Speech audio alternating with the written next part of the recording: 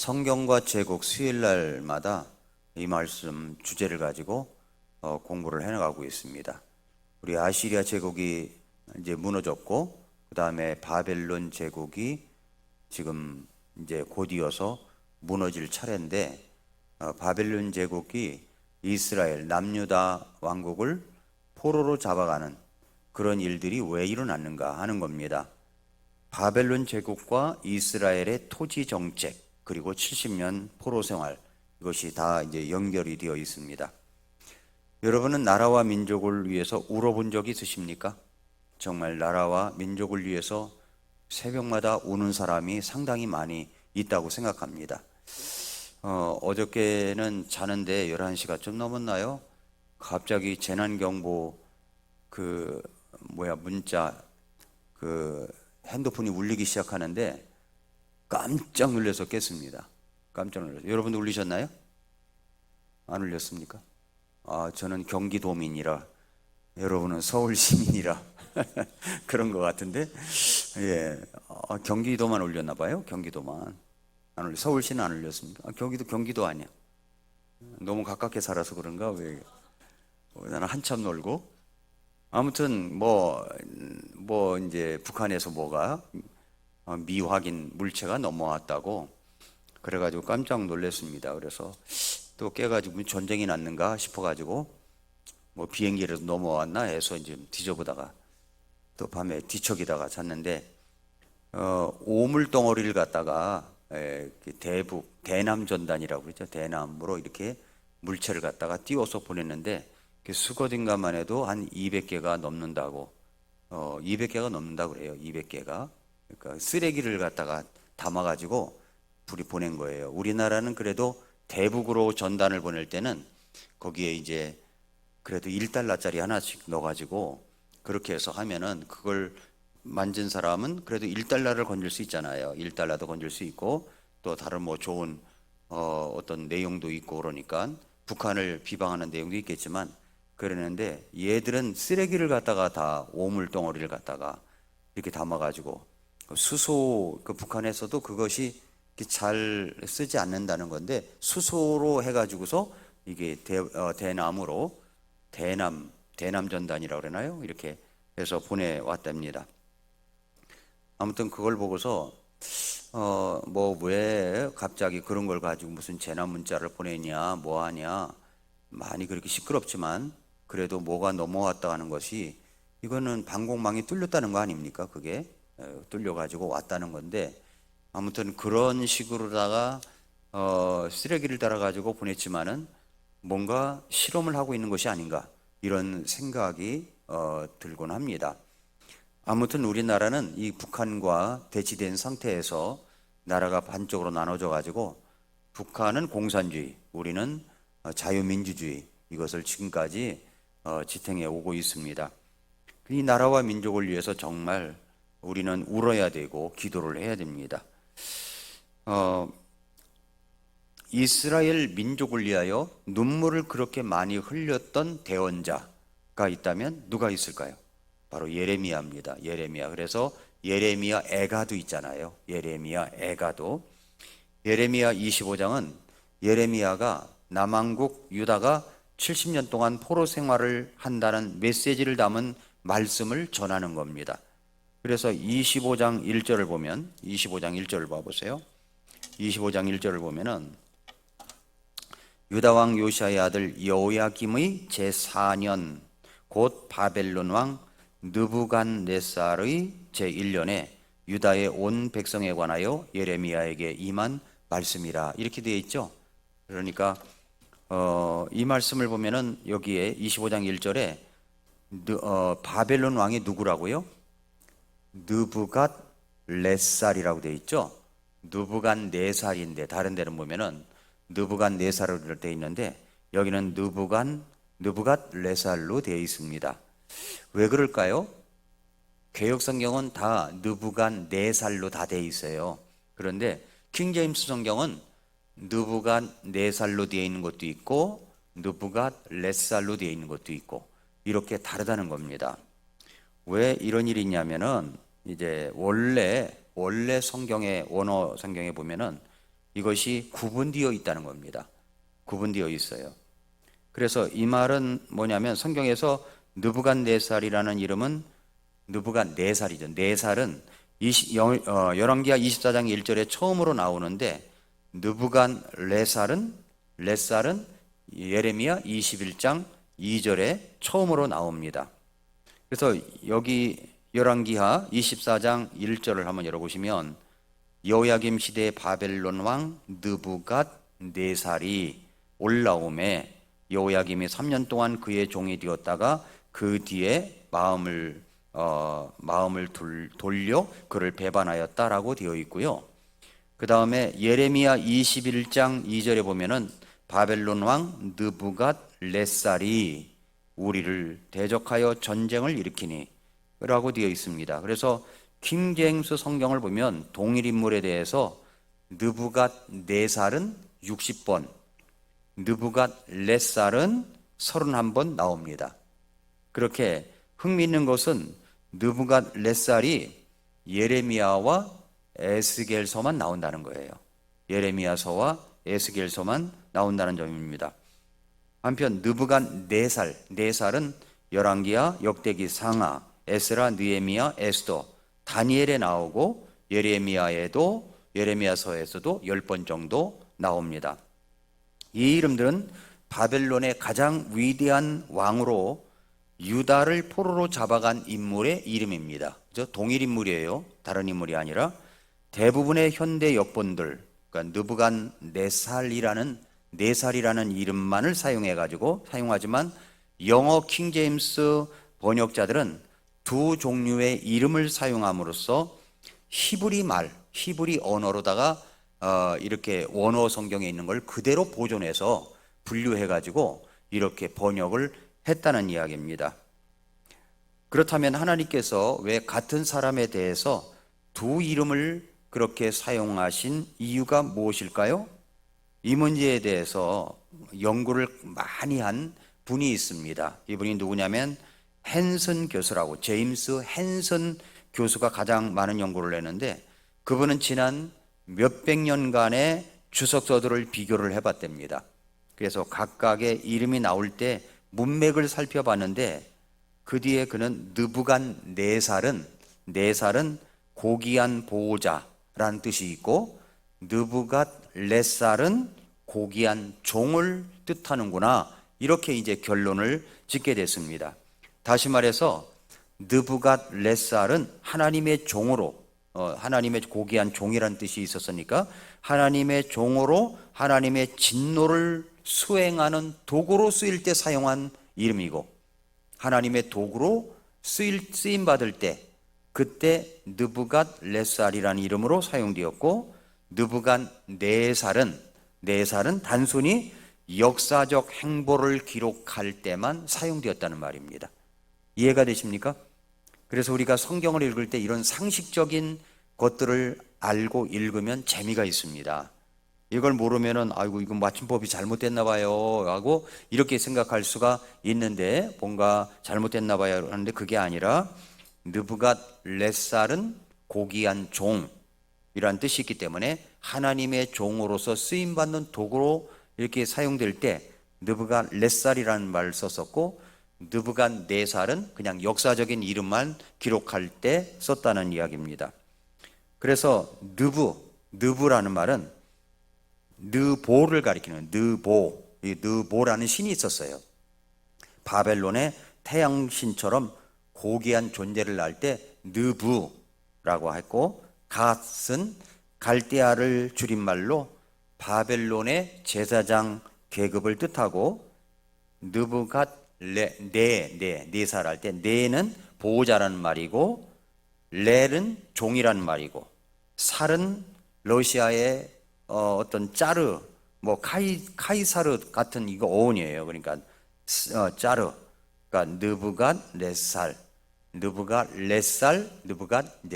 이렇게 달라진다는 이야기입니다. 이해가 되셨습니까? 그래서 예레미야 25장 1절을 보면은 유다 왕 요시아의 아들 여호야김의 제4년 곧 바벨론 왕 느부갓네살의 제1년에 이 말씀 보니까 뭔가 하나님께 쓰임 받는구나, 이렇게 이제 생각하고 읽으면은 된다는 거죠. 유다의 온 백성에 관하여 예레미야에게 임한 말씀이라. 그러니까 대언자 이제 예레미야가 유다의 온 백성과 예루살렘의 모든 거주민들에게 그것을 말하여 이르되 3절 유다 왕 아몬의 아들 요시아의 제 13년부터 이날까지 23년 동안 주의 말씀이 내게 임하였으므로 내가 너희에게 말하되 일찍 일어나 말하 했는데도 너희가 귀담아 듣지 아니하였도다.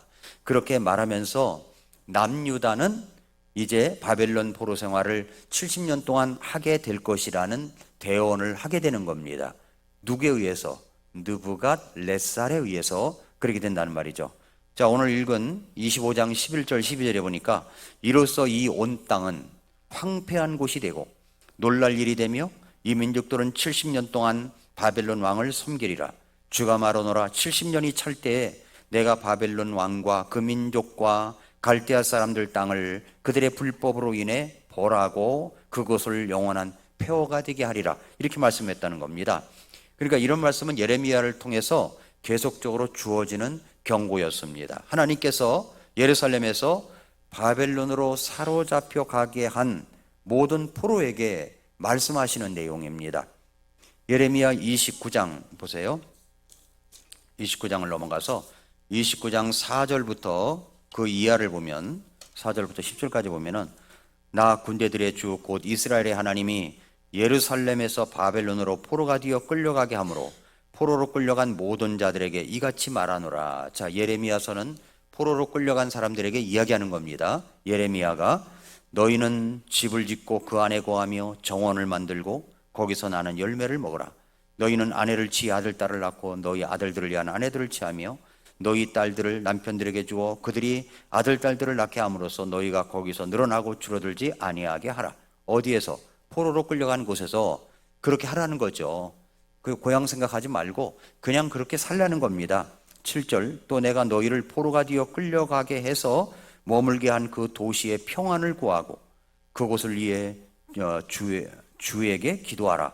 그 도시가 평안해야 너희가 평안하리라. 그렇잖아요. 거기서 우리는 포로로 끌려왔어 해가지고 반기를 들어야 돼 해가지고 뭐 저항하려고 하지 말고 그냥 그 도시의 평안을 구하면서 지내라는 겁니다. 자식 낳고 결혼해서 그렇게 잘 살라라고 이야기하는 겁니다. 왜요?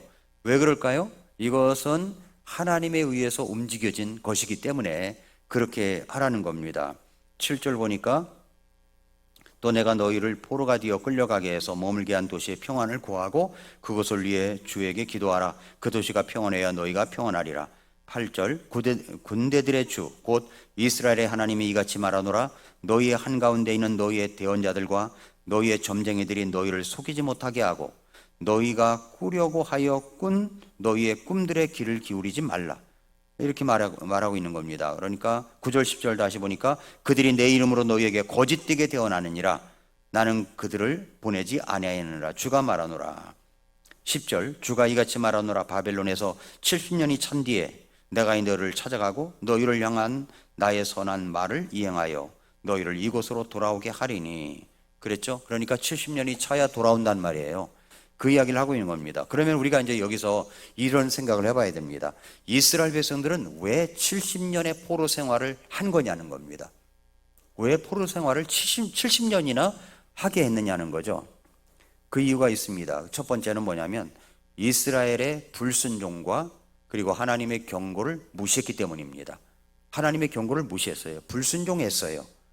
이스라엘 백성은 하나님의 율법과 계명을 지키지 않았습니다. 특별히 하나님은 안식일에 대해서 말씀하셨죠. 레위기 23장 3절에 보니까 엿새 동안은 일할 것이나 일곱째 날은 안식하는 안식일이니 곧 거룩한 집회 날이니라. 너희는 그날에 아무 일도 하지 말지니 그것은 너희 모든 초소에서 주의 안식이니라. 하나님은 또 안식년에 대한 말씀도 하셨어요. 23장이 아니라 25장 3절에 그랬고요. 25장 2절부터 6절에 보니까 25장 2절부터 6절에 보니까 아까는 레위기 23장이 맞고 레위기 25장 2절부터 6절에 보니까 이스라엘 자손에게 말하고 그들에게 이르라. 내가 너희에게 주는 땅에 너희가 들어가거든 그 땅이 주께 안식을 지키게 할지니라. 지금 이스라엘 백성들이 레위기 말씀해 보니까 레위기니까 아직 가나안 땅에 들어가지 않았죠. 가나안 땅에 들어가게 되면은 거기서 그 땅이 주께 안식을 지키게 하라는 겁니다. 땅이 안식을 지키게 하라. 3절에 너는 6년 동안 네 밭에 씨를 뿌리고 6년 동안 네 포도원을 가꾸어 그것의 열매를 거둘 것이나 일곱째 해에는 안식하는 안식 곧 주를 위한 안식이 그 땅에 있게 할지니라. 너는 네 밭에 씨를 뿌리지 말고 네 포도원을 가꾸지 말며 네 수확물 중에서 저절로 난 것을 수확하지 말고 손질하지 아니한 네 포도나무의 포도를 거두지 말라. 그 해는 그 땅을 위한 안식년이니라. 6절 그 땅을 안식하게 함이 너희에게 먹을 것이 되리니. 자, 7년째는 안식을 하라는 거예요. 안식을 해야 먹을 것이 된다는 겁니다. 아니, 쉬는데 어떻게 먹을 것이 되죠? 이상하죠? 땅을 쉬게 하라는 겁니다. 곧 너와 네 남종과 여종과 품꾼과 너와 함께 체류하는 타국인과 네 가축과 네 땅에 있는 짐승에게 그 땅의 모든 수출이 먹을 것이 되리라. 그래서 안식년은 7년째는 쉬라는 겁니다. 쉬어야 된다는 거예요. 하나님께서 이것은 명령으로 주셨습니다. 그런데 이제 그 다음에 이제 25장 8절부터 12절은 신년에 관한 이야기가 나와요. 신년. 자, 25장 8절 보니까 너는 너를 위해 7 안식년을 셀지니. 7 안식년이면 몇 년입니까? 49년이죠. 그러니까 7년이 7번이므로 7 안식년 기간이 너를 위해 49년이 되리라. 그때 너는 7째 달 10일에 희락의 나팔 소리가 울리게 하고 너희는 그 속죄일에 두루 너희 온 땅에 나팔 소리가 울리게 할지니라. 10절 너희는 50번째 해를, 이걸 신년이라고 하는 겁니다. 50번째 해를 거룩하게 하여 온 땅 전역에서 온 땅의 모든 거주민들에게 해방의 자유를 선포하라. 그것은 너희에게 희년이 되리니 너희 각 사람은 자기 소유로 돌아가라. 자기 소유로 돌아가고 너희 각 사람은 자기 가족에게 돌아갈지니라. 그 50번째 해는 너희에게 희년이 되리니 너희는 씨를 뿌리지 말고 그 해에 저절로 난 것을 수확하지 말며 그 해에 손질하지 아니한 네 포도나무에서 난 포도를 거두지 말라. 포도가 계속 나겠죠. 그래서 거두지 말라는 거예요. 이는 그 해가 희년이므로 너희에게 거룩할 것이기 때문이라. 너희는 밭에서 나는 그 해의 소출을 먹을지니라. 이렇게 이야기를 했습니다. 그러니까 하나님께서는 이스라엘이 이와 같이 안식일, 안식년, 희년을 지키지 않으면 땅을 안식하게 하기 위하여 그동안 이스라엘이 원수의 땅에 거하게 될 것임을 레위기 26장에서 언급하셨어요. 레위기 26장 14절. 지금 이때가 언제냐면 가나안 땅에 들어가기도 전입니다. 들어가기도 전인데 이 말씀을 하신 겁니다. 26장 14절. 그러나 너희가 내 말에 귀를 기울이지 아니하여 이 모든 명령들을 행하지 아니하고 내 법규들을 멸시하거나 너희 혼이 내 판단의 규범들을 혐오하여 너희가 내 모든 명령들을 행하지 아니하며 내 언약을 깨뜨리면 나 또한 이같이 너희에게 행하리니. 그랬죠? 그래서 이스라엘 백성들은 특별히 안식년을 지키지 않음으로써 하나님의 경고를 무시했습니다. 무시했어요. 레위기 26장 33절부터 35절에 보니까 하나님께서 이스라엘의 불순종에 대한 심판을 경고하셨습니다. 자, 이 말씀은 지금 이루어진 말씀이 이미 이스라엘 백성들이 범한 말씀이 아니라 아직 가나안 땅에 들어가기도 전에 경고하신 말씀입니다. 레위기 26장 33절. 내가 너희를 이겨도들 가운데로 흙고 칼을 빼어 너희를 뒤따르게 하리니 너희 땅이 황폐하게 되며 너희 도시들이 폐허가 되리라. 그러면 너희가 너희 원수들의 땅에 거함으로 그 땅이 황폐하게 남아있는 동안에 그 땅이 자기의 안식을 누릴 것이요 바로 그때 그 땅이 안식하며 자기의 안식을 누리리니 너희가 그 땅 위에 거하는 동안 너희의 안식년이 그 땅이 안식하지 못하였으므로 그 땅이 황폐하게 남아있는 동안에 그 땅이 안식하리라. 이해가 되셨습니까? 그러나 이스라엘 백성들은 가나안에 살면서 그때부터 남유다의 시드기야 왕까지 안식일과 안식년과 희년을 제대로 지키지 않았습니다. 그래서 하나님께서는 날수를 모두 계산하신 거예요. 70년간, 그러니까 490년간 그들은 안식년을 지키지 않았다는 거죠. 그러니까 70년간 땅을 70번을 안 지킨 거예요. 70년간 땅을 안식하게 하시겠다라고 말씀하시는 것입니다.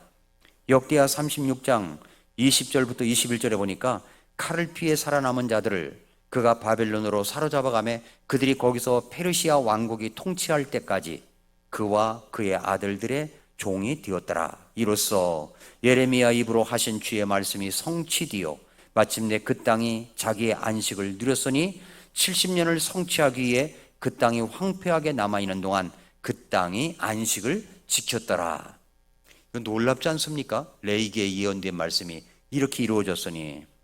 예레미야는 나라와 민족을 위해서 우는 대언자였습니다.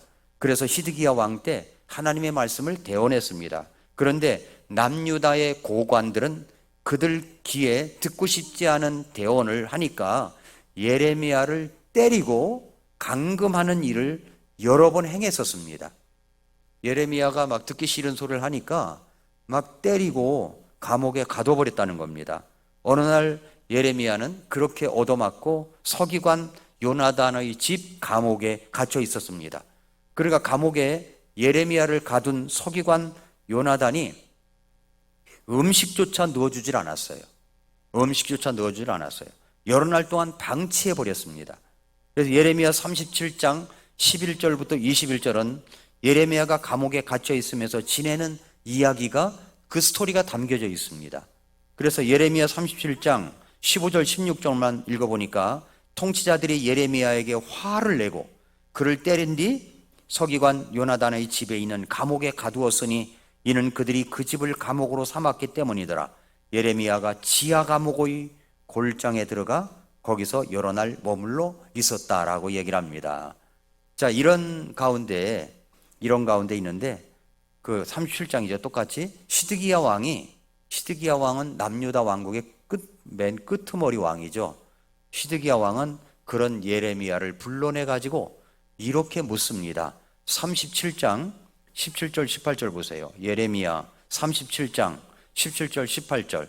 그러니까 예레미야서를 읽을 때 이런 내용을 알고 읽으면 이것이 확실히 마음에 와 닿고 이해가 됩니다. 이런 걸 모르고 읽으면은요, 그냥 12장 읽었다 이것만 끝나는 거예요. 12장 읽었다, 몇 장 읽었다, 오늘 분량 끝냈다 이것만 끝나는 겁니다. 그러나 이런 내용을 알고 읽으면은 마음이 절절히 그냥 스며들어요. 내용들이. 37장 17절 18절에 보니까 그때 시드기야 왕이 사람을 보내어 그를 끌어내고 자기 집에서 그에게 은밀히 물어 이르되, 뭐라고 그랬냐면 시드기야 왕이 주께서 주신 말씀이 있느냐? 주께서 주신 말씀이 있느냐? 하매 예레미야가 이르되 있나이다. 그분께서 이르시기를 네가 바벨론 왕의 손에 넘겨지리라 하셨나이다 하니라. 바벨론으로 넘어간단 말이에요. 또 예레미야가 시드기야 왕에게 이르되 내가 왕과 왕의 신하들과 이 백성에게 무슨 잘못을 저질렀기에 당신들이 나를 감옥에 가두었나이까? 라고 이야기를 한 겁니다. 37장 19절도 보세요. 37장 19절 이하에 보니까 또 뭐라냐, 바벨론 왕이 당신들과 이 땅을 대적하러 오지 아니하리라 하고 말하며 당신들에게 대언하던 당신들의 대언자들은 지금 어디 있나이까? 바벨론이 오지 않습니다. 바벨론은 우리를 넘볼 수 없습니다. 우리를 잡아가둘 수가 없습니다. 이렇게 대언을 했던 대언자들이 있었다는 거죠. 그건 가짜죠. 그런데 20절, 그러므로 오 내 주 왕이여 원하건대 이제 들으소서. 원하건대 왕께서는 왕 앞에 드리는 내 간구를 받아들이사 나를 서기관 요나단의 집으로 돌려보내지 마옵소서. 내가 거기서 죽을까 염려하나이다. 감옥에 가뒀지 먹을 것을 안 주니까 죽을 것 같다는 거예요. 그러니까 21절에 그때 시드기야 왕이 명령하여 그들이 예레미야를 감옥들에 두게 하고 또 빵 만드는 자들의 거리에서 나오는 빵 한 조각을 날마다 그에게 주게 하되 그 도시에서 빵이 다 떨어질 때까지 그리하게 하니 이같이 예레미야가 감옥들에 머물렀더라. 감옥 지하에 있는 게 아니라 감옥들에 머물렀다는 거죠. 여전히 감옥은 감옥인 거예요. 이렇게 우리가 첫 번째로 보는 것은 뭐냐면 이스라엘의 불순종과 하나님의 경고를 무시했기 때문에 이렇게 70년 포로 생활을 했다라는 말씀을 여러분에게 드립니다. 자, 그러면 두 번째로 유다 백성의 포로 70년 기간의 성경적 의미를 보겠습니다. 자, 하나님께서 계수하시고 예루살렘 땅을 안식하시기로 작정하신 기간이 2년이 아닙니다. 2년. 몇 년이라고 그랬어요? 70년입니다. 70년. 그런데 왜 자꾸 2년이라고 하는 대언자가 나타나는 거예요? 2년 후면 다 끝난다는 거예요. 2년이면 다 포로로 잡혀간 사람도 돌아온다는 겁니다. 이런 사람들은 뭐라고 그래요? 가짜예요. 가짜 대언자입니다. 하나님의 말씀을 제대로 알지도 못하면서 떠드는 대언자가 있었습니다. 그 대언자 이름이 뭐냐면 하나냐예요. 하나냐요예요. 하나냐. 잘 안 외워주시면 둘이냐 하나냐 그러시면 돼요.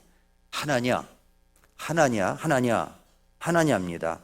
그러니까 남유다의 마지막 왕인 시드기야 왕이 된 지 4년째가 됐을 때 여기 하나냐라고 하는 대언자가 나타났어요. 나라가 위태로운 때 하나냐 대언자는 성전에서 제사장들과 백성들과 그런 사람들을 대규모로 모아놓고 이렇게 이야기를 하는 겁니다. 예레미야 28장을 한번 펴보세요. 28장 1절부터 4절에 보니까 28장 1절부터 4절에 보니까 이렇게 얘기합니다. 같은 해 곧 유다 왕 시드기야가 통치하기 시작할 때인 제4년 5월에 기브온 출신의 대언자로 아술의 아들인 하냐냐가 주의 집에서 제사장들과 온 백성의 눈앞에서 내게 말하여 이르되 군대들의 주 이스라엘의 하나님께서 이같이 말씀하여 이르시기를 가짜 되었고 하나님을 언급합니다. 뭐라고 얘기해요? 군대들의 주 이스라엘의 하나님 이렇게 이야기하잖아요. 그러니까 얼마나 그럴듯하게 들립니까? 세상 사람들에게는 그럴듯하게 들리는 겁니다. 그러면서 말하기를 내가 바벨론 왕의 몽해를 꺾었느니라. 하나님께서 말씀하시기를 내가 바벨론 왕의 몽해를 꺾었다 이렇게 얘기했다는 겁니다. 3절 바벨론 왕 느부갓네살이죠. 여기선 4살이 아니라 느부갓네살이 이곳에서 바벨론으로 옮겨간 주의 집의 모든 기구를 다 성전에 있는 것을 뺏겨가지고 다 가져간 겁니다. 다 가져갔어요. 그런데 주의 집의 모든 기구를 만 2년이 차기 전에 내가 이곳으로 다시 가져오며 또 바벨론으로 간 유다 왕 여호야김의 아들 여고니아와 유다의 모든 포로들을 내가 이곳으로 다시 데려오리니 이때 다니엘도 간 거예요. 다니엘도 포로로 잡혀간 겁니다. 이는 내가 바벨론 왕의 몽해를 꺾을 것이기 때문이라 주가 말하노라 하시느니라 하니 그랬어요. 그러니까 하나님의 말씀에 2년 후면 다 돌아온다는 겁니다. 빼앗겼던 물건도 빼앗겼던 성전의 기구들도 다 돌아온다고 그렇게 이야기한 것입니다. 이것이 군대들의 주 하나님의 말씀이다. 하나님께서 그렇게 말씀하셨다. 바벨론 왕의 몽해를 꺾어버렸다 라고 하는 것은 바벨론 왕을 죽여버리겠다 이 말이에요. 그랬는데 이렇게 태어나는 하나냐의 이야기를 듣고 뭐라고 이 백성들은 했을까요? 아멘 아멘 이라고 하면 그건 안 된다는 겁니다. 거짓말이라는 거죠. 분별력이 있어야지. 분별력이 아무나 와서 하나님의 말씀을 전한다고 그게 다가 아닌 겁니다. 유튜브 상에서 온갖 교회들에서 떠드는 하나님의 말씀이라고 이야기하는 사람들 가운데는 가짜도 있다는 거예요. 가짜도. 근데 이것을 분별할 수 있는 능력을 길러라는 겁니다. 우리 교회 성도님들이 분별할 수 있는 능력을 길러야 돼요. 요즘에 제가 말세론에 관한 성경 용어 바로 알기라고 해가지고 쭉 시리즈를 하고 있는데 여러분 이거 꼭 들으셔야 돼요. 근데 지난주 목요일 날 했던 것인가 화요일 날 했던 것인가 아무튼 그것은 오늘 보니까 1만 회가 넘었더라고요. 1만 회가 넘었어요. 저는 좀 두려운 게 뭐냐면 딴 사람들이 1만 회를 듣고 보는 동안 우리 교회 어떤 성도님은 한 번도 보지 않는 분이 있을까봐 저는 그게 좀 두려울 때가 있어요. 관심도 없고 말씀에 대한 열정도 없고 그런 분이 있을까봐 좀 두려울 때가 있습니다. 좀 막 떨릴 때가 있어요. 어떡하지? 이런 말 때문에 어떻게 합니까? 막 그걸 뭐 코를 꿰가지고 가서 이게 먹어야 된다고 그렇게 말할 수 없잖아요. 할 수가 없잖아요. 자기의 영혼의 자유가 있으니까 자기가 선택을 해야지. 그 용어 설명을 쭉 하는데 여러분 그 용어 설명을 다 듣고 나면은 여러분 요한계시록을 다 이해할 수 있게 됩니다. 요한계시록을.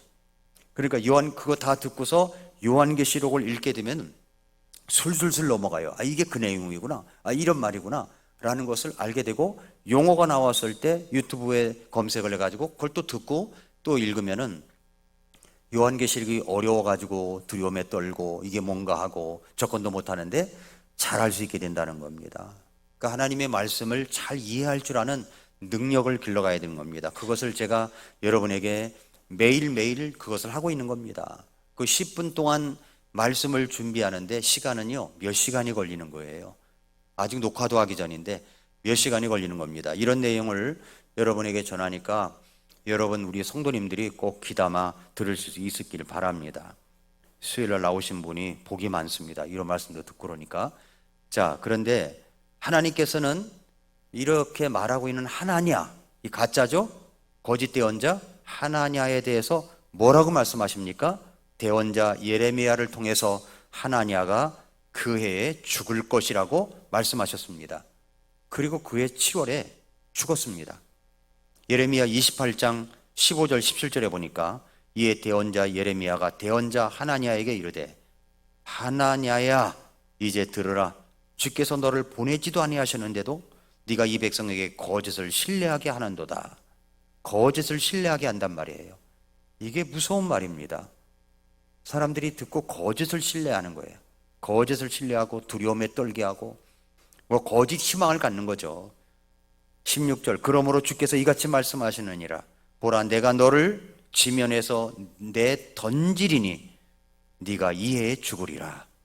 이는 네가 주에게 반역하는 것을 가르쳤기 때문이니라 하매 이에 대언자 하나냐가 그의 7월에 죽었더라. 깜짝 놀랄 일 아닙니까? 하나님께서 예루살렘 땅을 안식하기로 작정하신 기간은 2년이 아니에요. 몇 년이라고요? 70년이었던 거예요. 70년. 그러니까 70년이니까 너희들 반항할 생각하지도 말고 그렇게 그냥 결혼해서 잘 살으라는 거예요. 거기서 자녀 잘 낳고 번식하고 그렇게 잘 살라고 이야기를 한 겁니다. 이 사실을 예레미야는 편지로 써서 바벨론의 포로로 끌려가 있는 동족들에게 전하는 겁니다. 70년이 차야 된다고. 70년이 차야 된다는 거예요. 그 편지를 누가 봤습니까? 다니엘이 본 거예요. 다니엘이 받아서 읽고 바벨론 포로 기간이 70년이면 끝나는 거구나. 이걸 알게 된 겁니다. 자, 그래서 이제 세 번째, 유다 백성을 향한 하나님의 공의와 긍휼을 봐야 됩니다. 자, 다니엘이 그걸 봤다고 그랬죠? 다니엘서 9장 1, 2절을 한번 보세요. 그 예레미야서, 다니엘서 다 연관되어 있는 겁니다. 다니엘서 9장 1, 2절. 그러니까 다니엘이 한 16살쯤에 포로로 끌려갔으니까 70년이면 한 86세, 90세가 가까운 거 아닙니까? 그때쯤에 이제 알게 된 거죠. 다니엘서 9장 1, 2절에 보니까 메대 사람들의 시에 속한 아수엘의 아들 다리오가 갈대아 사람들의 영토를 다스릴 왕으로 세워진 첫 해, 곧 그의 통치 제1년에 나 다니엘이 책들을 통해 주의 말씀이 대언자 예레미야에게 임하여 알려주신 그 횟수를 깨닫되 곧 그분께서 예루살렘이 황폐한 가운데 70년을 채우시리라는 것을 깨달으니라. 아, 70년이래. 깨달은 거죠. 어떤 말씀을 읽었을까요? 예레미야 25장 11절 12절을 읽은 겁니다. 이로써 이 온 땅은 황폐한 곳이 되고 놀랄 일이 되며 이 민족들은 70년 동안 바벨론 왕을 섬기리라. 주가 말하노라. 70년이 찰 때에 내가 바벨론 왕과 그 민족과 갈대아 사람들의 땅을 그들의 불법으로 인해 벌하고 그것을 영원한 폐허가 되게 하리라. 그 70년 동안 폐허가 되게끔 쉬게끔 한다는 이야기죠. 그래서 70년이 거의 이제 차게 된 거예요. 그걸 알고 다니엘이 하나님 앞에 기도하며 백성들을 위로하고 우리 희망을 갖자. 이제 얼마 안 남았다. 라고 우리가 정신을 차리자라고 이야기를 한 것입니다. 그러니까 유대 백성을 향한 하나님의 공의도 있지만 유대 백성을 향한 하나님의 긍휼하심이 있게 된 것입니다. 자, 이것이 이제 70년 동안 왜 이스라엘 백성들이 포로로 잡혀가 있었는가 하는 것에 대한 답입니다. 이해가 되셨습니까? 자, 여기까지만 알면 역사만 아는 거예요. 자, 그렇다면 이제 오늘을 살고 있는 그리스도인들을 향한 적용을 봐야 됩니다. 우리에게 적용을 시켜봐야 돼요. 첫째, 하나님의 말씀에 대한 순종의 중요성을 가르쳐 주시는 겁니다. 말씀에 대한 순종의 중요성을 가르쳐 주시고 있는 거죠.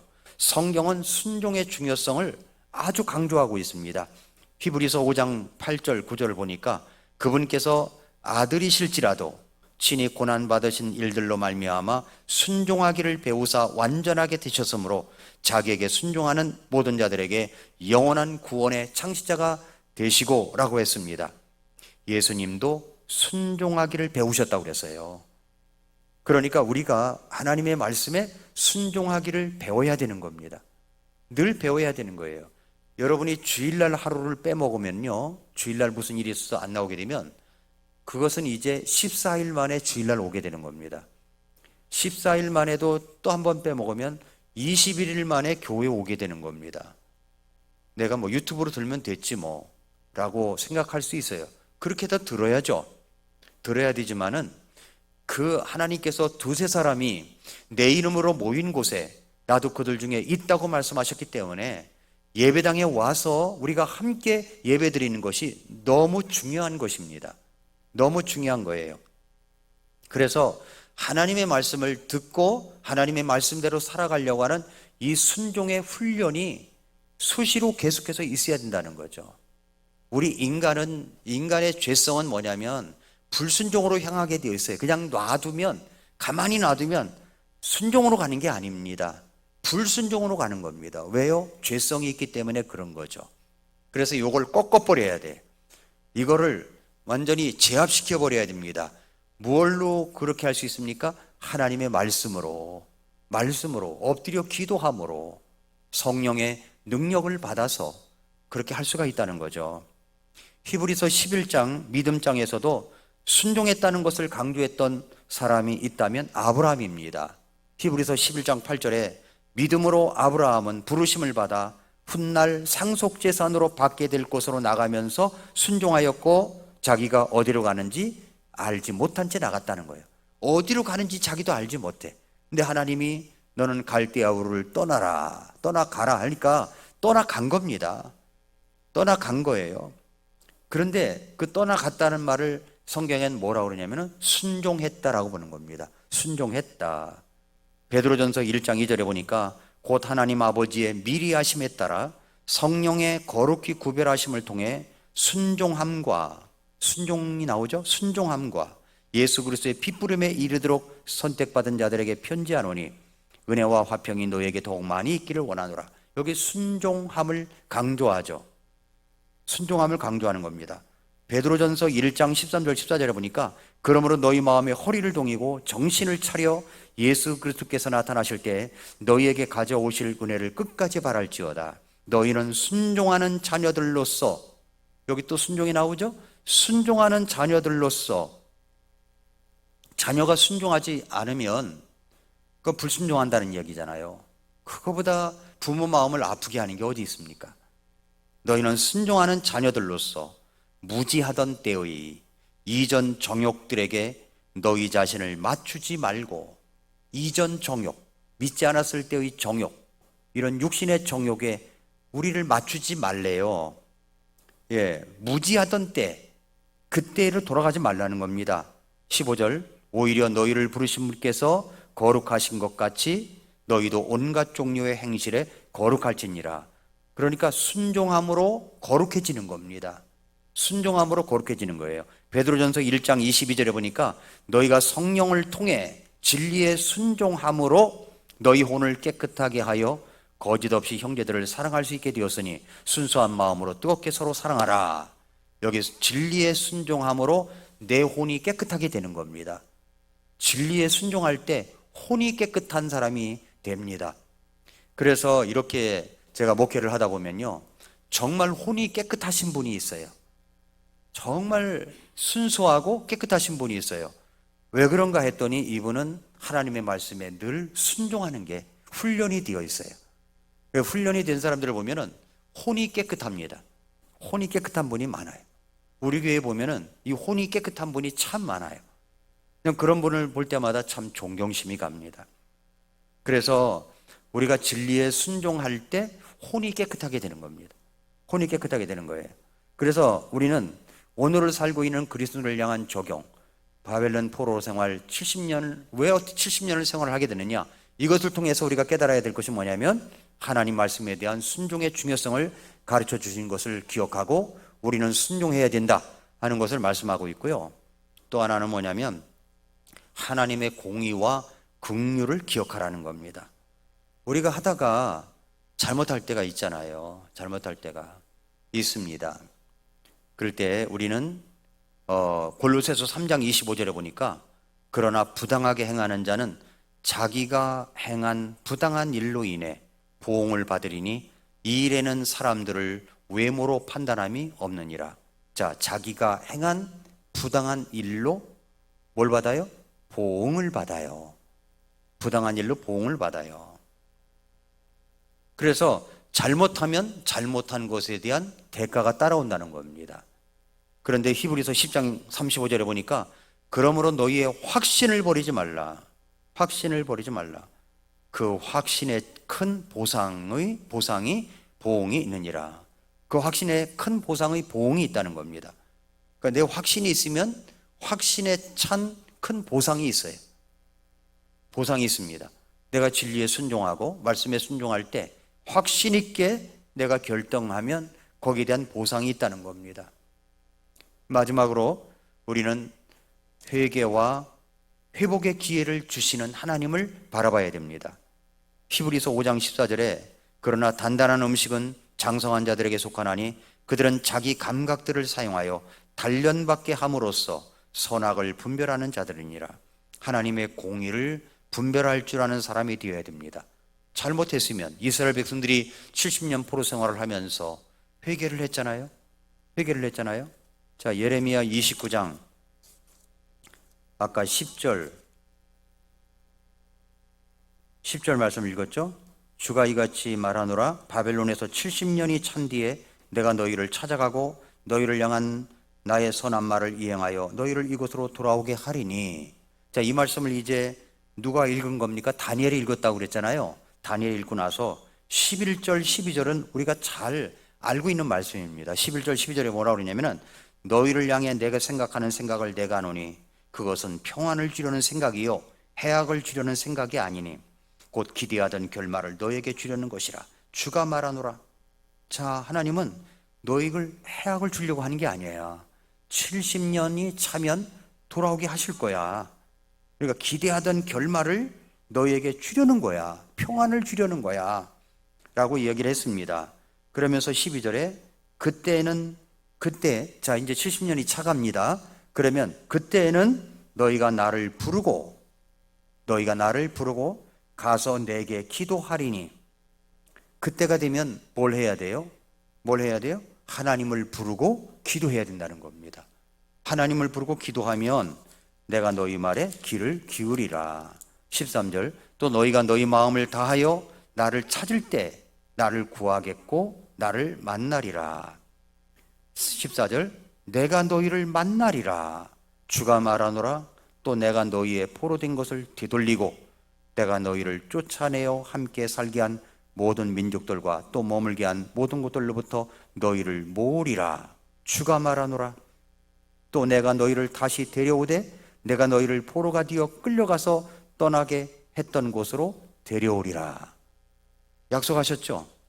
그러면 그럴지라도 약속은 있지만 뭘 하라는 거예요? 하나님을 부르고 기도하라는 겁니다. 우리에게도 마찬가지입니다. 뭘 잘못했을 때 돌이킵니다. 하나님이 약속하셨어요. 그럼에도 불구하고 하나님 앞에 엎드려 기도하고 하나님 앞에 엎드리고 기도하라는 거예요. 하나님께 부르짖고 기도하라 말씀을 하고 있는 겁니다. 하나님은 우리가 징계를 받고 있어도 징계하신 이유인 것은 해악을 주려는 생각이 아니라고 말씀하셨잖아요. 그 평안을 주려고 하셨던 겁니다.